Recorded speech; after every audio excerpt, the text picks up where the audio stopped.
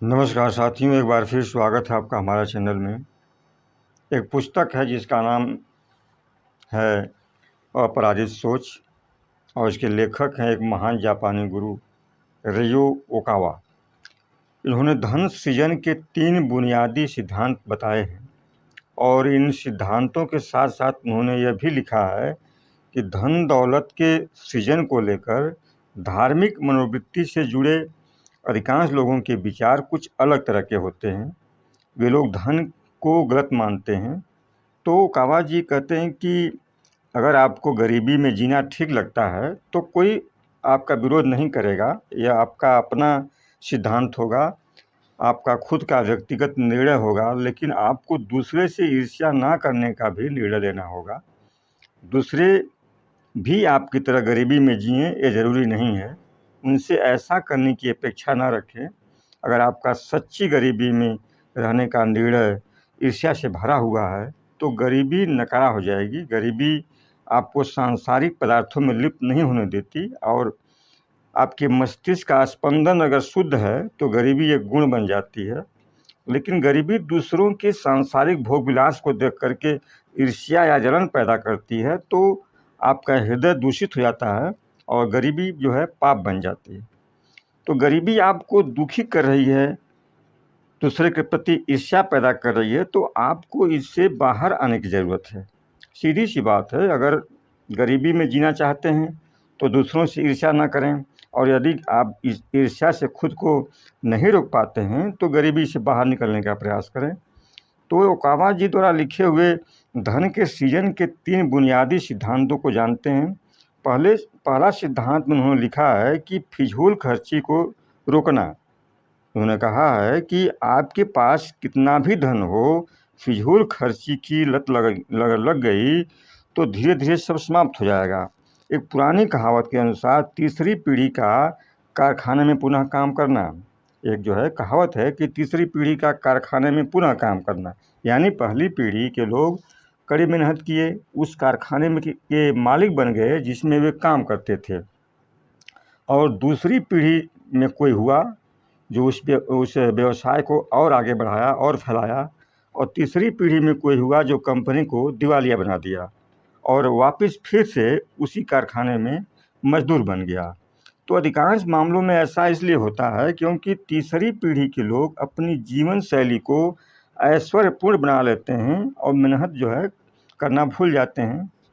तो कांवड़ जी लिखते हैं कि इसका मतलब ये नहीं कि आप कंजूस बन जाइए, लेकिन यह ज़रूरी है कि आप धन का इस्तेमाल संयम से करें ताकि यह आपकी तकदीर जो है खराब ना हो जाए।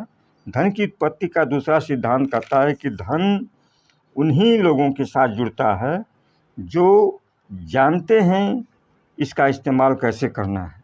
यह जीवन में अचानक से नहीं टपकता है, लेकिन ये उनके पास आता है जो इसकी कीमत जानते हैं। और यदि आप धनवान बनना चाहते हैं तो ये ज़रूरी है आपका विचार स्पष्ट हो कि आप धन का इस्तेमाल कैसे करना चाहते हैं। पूरा विश्व जो है धन से भरा हुआ है। उन्होंने लिखा है कि पूरा विश्व धन से भरा हुआ है, लेकिन यह वहाँ आकर्षित होता है जहाँ इसकी मांग होती है। धन शरीर के रक्त के समान है। जैसे रक्त शरीर के उन हिस्सों की तरफ प्रवाहित होने लगता है जहाँ इसकी सबसे ज़्यादा ज़रूरत होती है।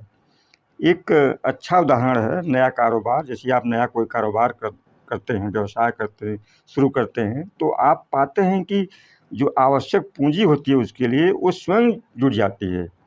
तो तीसरा और सिद्धांत उन्होंने बताया है, तीसरा और आखिरी सिद्धांत ये कहता है कि मस्तिष्क के नियम, ये जो है तीसरा सिद्धांत मस्तिष्क के नियम के समान है। जो ये है कि जो लोग लगाते हैं वही पाते हैं। यदि आप धन एकत्र करने में सफल हो जाते हैं तो इसे अपने तक ही सीमित रखने की कोशिश ना करें।